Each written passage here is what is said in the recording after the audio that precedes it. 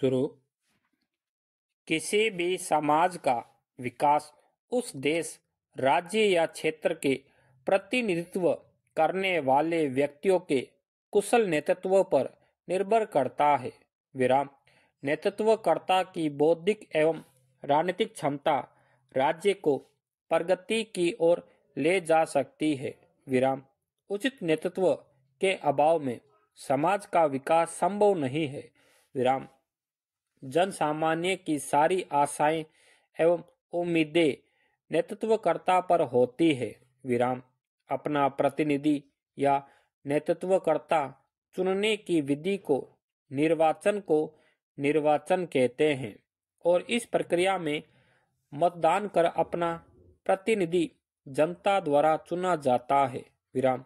अतः यह कहा जा सकता है कि किसी देश या राज्य के कुशल संचालन हेतु एक कर्मठ, बुद्धिमान एवं सहनशील नेतृत्व की आवश्यकता होती है। विराम। एक सफल नेतृत्वकर्ता के चुनाव के लिए देश अथवा राज्य में एक बेहतर निर्वाचन व्यवस्था का होना अति आवश्यक है। विराम। निर्वाचन को लोकतंत्र में सबसे महान प्रयोग कहा गया है। विराम। आम निर्वाचन केवल राष्ट्रीय पर्याय नहीं बल्कि प्रजातंत्र का प्रयोग भी है। विराम। निर्वाचनों का प्रयोग मात्र दलों की हार जीत या सत्ता परिवर्तन नहीं है बल्कि एक ऐसा अवसर होता है जब एक लोकतंत्र अपने वास्तविक रूप में सामने आता है और मतदाता के साथ उसका संपर्क स्थापित होता है। विराम। लोकतंत्र में महत्व जनता और मतदाता का ही नहीं बल्कि समाज, सामाजिक एवं राजनीतिक संगठन, व्यक्ति संगठन की आस्थाओं एवं विश्वासों का भी है। विराम। भारत जैसे बहुभाषी, बहुजातीय और बहुधार्मिक आस्थाओं वाले देश में निर्वाचन एक चुनौतीपूर्ण कार्य है। विराम। निर्वाचन प्रक्रिया यह वह माध्यम है जिससे राष्ट्र के वयस्क नागरिकों को शासन प्रक्रिया में सक्रिय भाग लेने का अवसर प्राप्त होता है। विराम। यह संस्थागत कार्यशाला है जिसमें आगामी वर्षों के लिए शासकों का निर्धारण होता है। विराम। इसके द्वारा भविष्य की नीतियों, आशाओं और अपेक्षाओं को स्वीकृति दी जाती है। विराम। नियतकालीन चुनावों के माध्यम से कार्यरत व्यवस्थाओं को स्वीकृति अथवा अस्वीकृति प्राप्त होती है। विराम। यह एक लोकतांत्रिक माध्यम है जिसमें विचारों और आदर्शों के संप्रेषण, प्रभाव और नियंत्रण की प्रक्रिया नीचे से ऊपर की ओर चलती है। विराम। संसदीय लोकतंत्र में निर्वाचन का अत्यधिक महत्व है। विराम। निर्वाचन के माध्यम से ही जनप्रतिनिधियों के द्वारा विधानमंडलों तथा संसद का गठन होता है। विराम। जनता द्वारा चुने हुए विधायक और सांसद ही राज्यों तथा केंद्रों में बैठकर कानून बनाते हैं। विराम। उत्तरदायी शासन व्यवस्था में निर्वाचन समूह अपने कार्य का संपादन मतदान की प्रक्रिया द्वारा करता है। जो नागरिक मतदान करते हैं या मतदान के योग्य होते हैं वे निर्वाचक या मतदान कहलाते हैं और जिस सम्मेलन में यह कार्य किया जाता है उसे निर्वाचन कहते हैं। विराम। लोकतंत्र की सफलता के लिए यह आवश्यक है कि देश के राजनीतिक पर्यावरण में ऐसी परिस्थितियां विद्यमान हो कि लोकतांत्रिक शासन व्यवस्था सफल हो सके तथा उसके वास्तविक मूल्य स्पष्ट हो। विराम। लोकतांत्रिक शासन में नागरिकों का चरित्र नैतिक दृष्टि से उच्च होना चाहिए। विराम। साथ ही उनमें कर्तव्य बोध, ईमानदारी और राष्ट्र सेवा की भावना होनी चाहिए। विराम। किसी भी देश में अगर शिक्षा की पहुंच समाज के सबसे कमजोर समूहों तक नहीं हो पाती है तो वहां का विकास सवालों के कटघरे में खड़ा होगा। विराम। भारत में आजादी के बाद से लेकर अब तक सरकारी सरकारों की ओर से शिक्षा के प्रसार के लिए जो भी प्रयास किए गए, उनमें वंचित सामाजिक समूहों के बीच साक्षरता की तस्वीर में कुछ सुधार आया। विराम। विडंबना यह है कि अर्थव्यवस्था के चमकते आंकड़ों के बीच देश में शिक्षा के मोर्चे पर अब भी जो स्थिति है उसे संतोषजनक नहीं कहा जा सकता। विराम।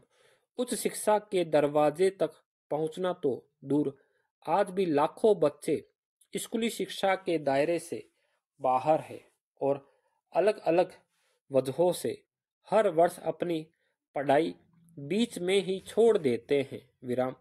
केंद्रीय शिक्षा मंत्रालय की एकीकृत जिला शिक्षा सूचना प्रणाली की एक रिपोर्ट में ये तथ्य सामने आए हैं कि वर्ष 2022-23 में स्कूलों में कुल 25 करोड़ विद्यार्थी नामांकित थे, जबकि उच्च प्राथमिक और उच्चतर प्राथमिक स्कूलों में विद्यार्थियों के नामांकन में 37 लाख की गिरावट आई है। विराम।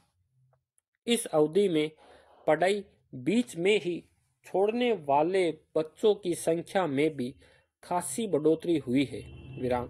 शिक्षा के दायरे में बाहर होने वालों में ज्यादा संख्या समाज के कमजोर और वंचित तबकों के बच्चों की है। विराम। सवाल है कि जिस दौर में शिक्षा के व्यापक प्रसार और सब तक इसकी पहुंच के लिए सरकार हर स्तर पर कदम उठाने के दावे कर रही है, नई नीतियों की घोषणाएं हो रही है, उसमें स्कूलों में दाखिला लेने वाले बच्चों की संख्या में इतनी बड़ी गिरावट कैसे दर्ज की जा रही है। विराम।